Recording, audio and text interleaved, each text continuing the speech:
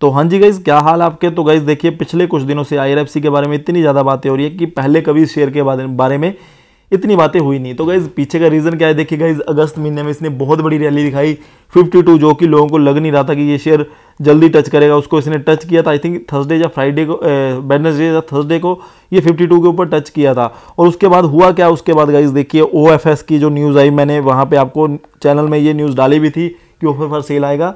तो गाइज मैंने आपको वहाँ पे ये भी बात बोली थी कि जिन्होंने शॉर्ट टर्म के पर्सपेक्टिव से इसमें एंट्री बनानी है तो उनको वेट करनी चाहिए, यहाँ पे चीज़ें देखनी चाहिए कि आगे क्या होता है और जो ऑफर फॉर सेल की डेट है वो क्या आती है। तो गाइज देखिए, मैंने आपको ये बात बोली थी कि ये थोड़ा सा डिप दिखा सकता है, क्योंकि ऑफर फॉर सेल की एक न्यूज़ ऐसी रहती है जिससे थोड़ा सा नेगेटिविटी देखने को मिलती है शेयर को।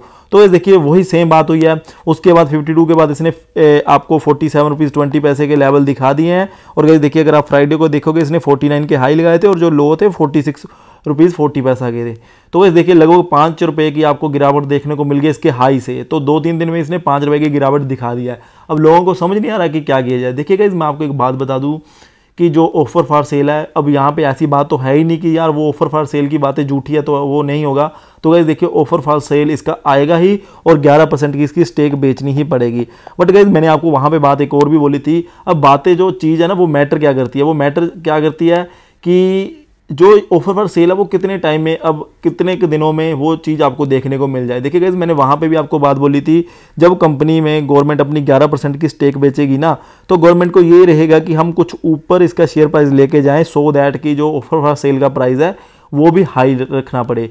गाइस देखिए, मैंने आपको पहले भी बात बोली थी कि जो करंट मार्केट प्राइस होता है, जैसे कि अभी 47 रुपीज़ 20 पैसा है, अगर यहाँ पे ऑफर फॉर सेल आना हो ना तो गवर्नमेंट 46-45 के आसपास वो ऑफर फॉर सेल का प्राइस रखेगी। वहीं पे अगर ये शेयर का प्राइस 60 रुपये होता है तो 58 या 57 ऑफर फॉर सेल का प्राइस रह सकता है।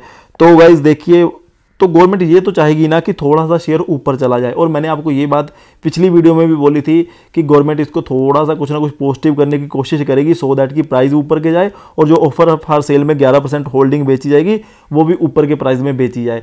तो ये तो गाइस अब आपको देखनी पड़ेंगी चीज़ें कि क्या एक्शन लिए जाते हैं आने वाले 15 से 20 दिनों में, बहुत ही ज़्यादा इंपॉर्टेंट रहने वाले हैं शेयर के रिगार्डिंग। तो गाइस बाकी एक मैं आपको बात बता दूं, अब बड़ी तो सभी को ये है कि यार हम इस शेयर में क्या करें। तो गाइस मैं आपको सीधा बात बोलता हूं कि आपको टेंशन लेने की कोई बात ही नहीं है।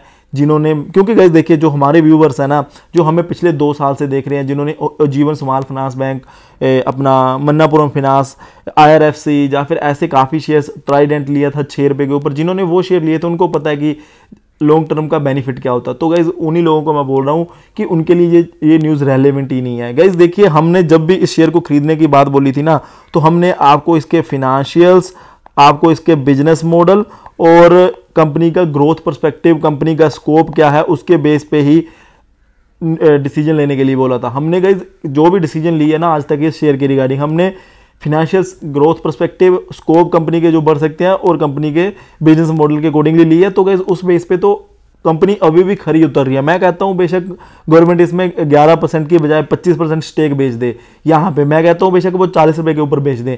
बट गाइस देखिए, जो इनका बिजनेस मॉडल है, जो इनका ग्रोथ पर्सपेक्टिव है या फिर इनका जो बिजनेस का स्कोप है, वो तो वैसा ही वैसा रहेगा और बढ़ेगा ही आगे।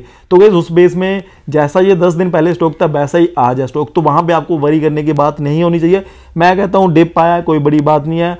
जिन लोगों को खरीदने का मिस हो गया था ना, बहुत से लोगों ने ये बातें बोली कि यार हम मिस कर गए थे, अगर ये लेते तो बढ़िया होता। तो गाइस देखिए, उनके लिए आप लोग अपॉर्चुनिटी समझ के चलिए। और गाइस जिनके पोर्टफोलियो में ये शेयर है, अब उनको पैनिक हो रहा है कि यार हमने बेच देना था 52 के ऊपर, कहीं नीचे ना चला जाए 40 के ऊपर। तो गाइस मैं उनको बोलता हूँ कि अगर आपने लॉन्ग टर्म के पर्सपेक्टिव से लिया तो गाइस भूल जाओ कि आपके पास ये शेयर है, या फिर आप अपने होल्डिंग को देखो ही ना आने वाले 15-20 दिनों में। क्योंकि गाइस देखिए, आने वाले 15-20 दिन इसके लिए क्रूशियल रहने वाले। जैसे डिसीजन आएगी ऑफर फॉर सेल की, या फिर कौन सी डेट रहती है, कौन सा प्राइस रहता है, तो उससे काफ़ी चीज़ें डिपेंड करती है, उसी चीज़ के ऊपर काफ़ी चीज़ें डिपेंड करती है कि इसका आने वाले 6 महीने में क्या प्राइस हो सकता है, ट्रेडिंग प्राइस, ठीक है ना। तो मैंने तभी आपको ये बात बोली थी, जिन्होंने शॉर्ट टर्म के पर्सपेक्टिव से लेना है उनको थोड़ा सा कोशियस होना पड़ेगा। बाकी लॉन्ग टर्म में ये चीज़ रेलेवेंट ही नहीं है, उनको ये सोचने की बात ही नहीं है, क्योंकि नेक्स्ट फाइनेंशियल्स आएंगे 2024 के, वहाँ पे आपको फिर से ग्रोथ देखने को मिलेगी गवर्नमेंट के। जैसे आपको मैंने बोला था कि रीडेवलपमेंट ऑफ रेलवे स्टेशन हो रही है, ऐसी कोई और न्यूज़ आएगी। रेलवे बजट में रेलवे के लिए और भी ज़्यादा पैसा रखा जाएगा। जब ऐसी चीज़ें होंगी ना गाइज, तो फिर ये शेयर फिर से भागेगा, फिर 70 के ऊपर जाएगा, फिर 80 के ऊपर जाएगा। ऐसी चीज़ें चलते चलते ये शेयर 150 का भी हो जाएगा, 200 का भी हो जाएगा आने वाले 2-3 साल में। तो फिर आप मिस कर दोगे अगर आप यहाँ पे स्ट्रॉन्ग नहीं रह पाए। तो गाइस देखिए, जो ऑफर फॉर सेल थी, मैं आपको ये भी बात 100% बता दूं, ये सिर्फ एक बार ही होना था। और ये गाइस सभी को बात बता दी मैंने। तो गाइस मैं आपको एक बात बता दूं, आप हमारे यूट्यूब चैनल पे जाइए, वीडियो सेक्शन में देखिए, ऑफर फॉर सेल की वीडियो तो मैंने 1.5 साल पहले भी बनाई थी कि इसमें ऑफर फॉर सेल भी आएगा। तो ये बात भी आप माइंड में रख के चलिए। तो गाइस देखिए, ये वन टाइम इवेंट ही रहेगा मेरे अकॉर्डिंगली ऑफर फॉर सेल इस कंपनी में। इसके बाद कभी ऑफर फॉर सेल मुझे नहीं लगता कि कंपनी को जरूरत पड़ेगी ऑफर फॉर सेल की, ठीक है, स्टेक घटाने की। फिलहाल के लिए तो मैंडेटरी है अकॉर्डिंग टू सेबी की गाइडलाइंस की, हाँ आपको 75% तक अपनी होल्डिंग लेके आनी पड़ेगी, 25% की होल्डिंग पब्लिक के पास होनी चाहिए, इसलिए उनको बेचना पड़ रहा है। अदरवाइज कंपनी तो जैसी 10 दिन पहले थी वैसी है। जब ये 40 का शेयर था लोग खरीदने के लिए भाग रहे थे, कंपनी तो वैसी ही है ना। तो मैंने आपको ये भी बात पहले बोली थी कि लॉन्ग टर्म के प्रोस्पेक्टिव से ही तो लेना है शेयर को, ठीक है ना। तो जो छोटे छोटे इवेंट आते हैं आप इनके ऊपर मत फोकस करिए। हाँ, जो फाइनेंशियल्स आते हैं वो हमने देखने होते हैं, क्योंकि कैसी कंपनी परफॉर्मेंस दे रही है, कंपनी के स्कोप कैसे बढ़ रहे हैं, कंपनी के बिजनेस में क्या ग्रोथ पर्सपेक्टिव है, वो चीज़ें हमने देखनी होती है। तो वो हम देखते रहेंगे। बाकी जिन लोगों ने इसको खरीदा था, मैं फिर बोल रहा हूँ कि भाई भूल जाओ, आप 1 साल, कम से कम 1 साल और वेट करो, फिर उसके बाद मैं आपको फिर से बोलूँगा कि भाई ये देखो इसका प्राइस अभी 90 या 80 है, अब हमें आगे क्या करना है, ठीक है ना।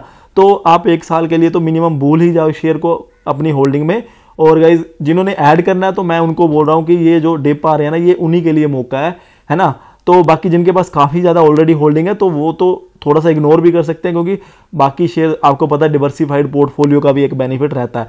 बाकी गाइस नेक्स्ट वीडियो आपको आएगी कल को, उसमें मैं आपको 5 से 10 ऐसे स्टॉक बताऊंगा। पहले भी मैंने ये वीडियो बनाई थी, उसके मैं आपको रिपोर्ट कार्ड भी दिखाऊंगा कि देखो कैसे 4-4 गुना पैसे हो गए हैं पिछले 2 साल में, ठीक है ना। 4 से 5 गुना भी पैसे हुए हैं कुछ शेयर में। मैंने आपको 10 स्टॉक दिए थे। अब कल को जो वीडियो आएगी उसमें भी मैं कुछ 10 स्टॉक बताऊंगा आपको, जो आप आने वाले 3 से 4 साल के लिए ले सकते हैं, सो दैट कि आपकी कैपिटल 2 से 3 गुना हो जाए। Thank you guys for watching. जय हिंद।